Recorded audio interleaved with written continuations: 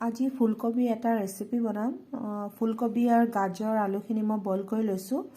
তাৰপিছত লৈছোঁ এইখিনি সৰিয়হখিনি পিচি লৈছোঁ।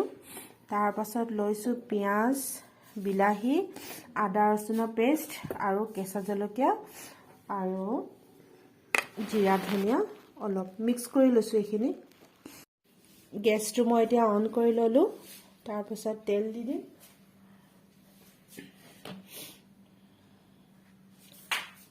তেলটো মই মিঠাতেলে দিছোঁ, যিহেতু আমি চব্জিটো বনাম।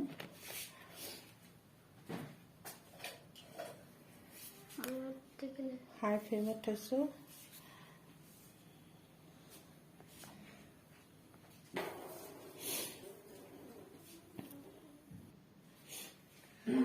এতিয়া আমি পিঁয়াজখিনি লাহেকৈ দি ল'ম।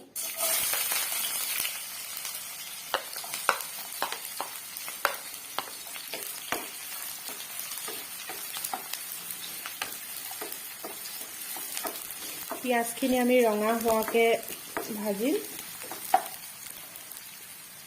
তাৰপিছত আদা ৰচুনখিনি দি দিওঁ।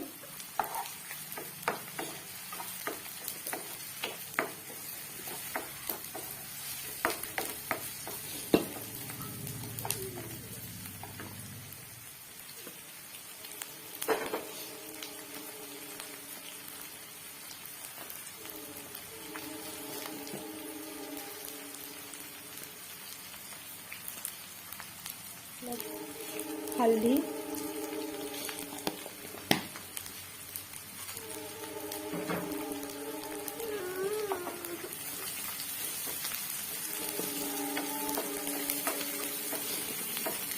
ৰঙা হৈ যোৱাকৈ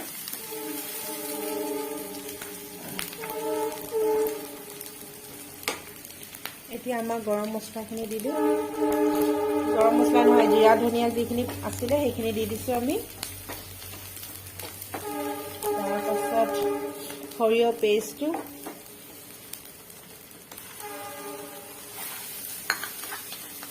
গেছৰ ষ্টিমটো অলপ কমাই ল'ম। অলপ অলপ গোন্ধ এটা আহিছে মছলাৰ।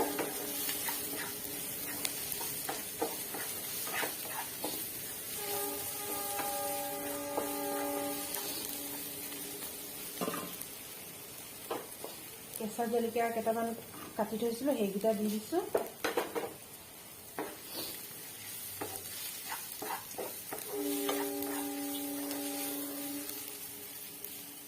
এতিয়া বিলাহীখিনি দি দিওঁ।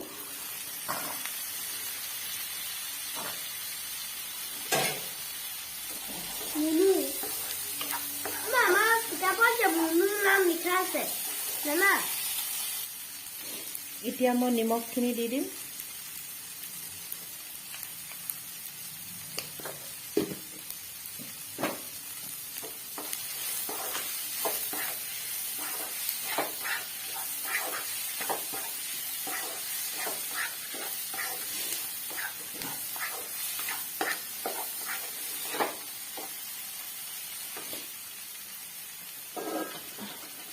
ইয়াত মই অলপ এতিয়া পানী দিম, অলপ যাতে বস্তুখিনি ডাঠ হৈ লয়।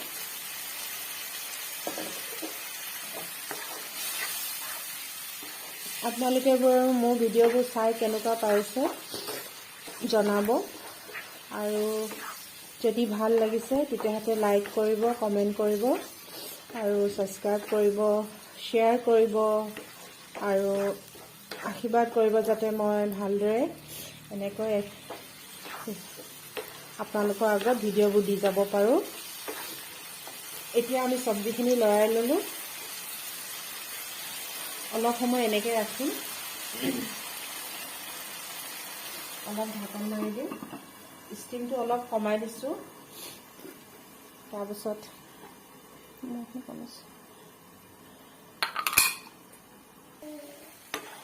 এতিয়া প্ৰায় চব্জিখিনি সিজি গৈছে। এতিয়া আমাৰ বইল হোৱা কবিখিনি দি দিম।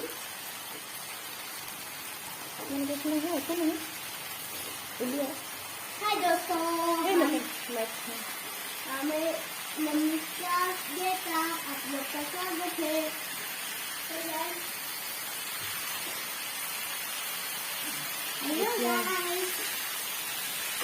এতিয়া মই চব্জিখিনি লৰালে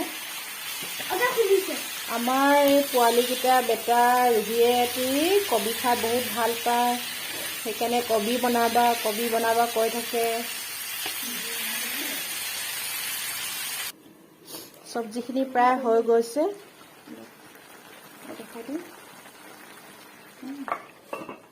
আৰু এইফালে মোৰ ৰুটি বেলা মানুহ ধেৰ Hi guys. I देख रहा हूँ. চব্জিখিনি প্ৰায় হৈ গ'ল এতিয়া গেছটো অফ কৰি দিম ফুলকবি আৰু লুচিৰ সৈতে সিহঁতক ধুনীয়াকৈ দিছোঁ এতিয়া তোমালোকে খোৱা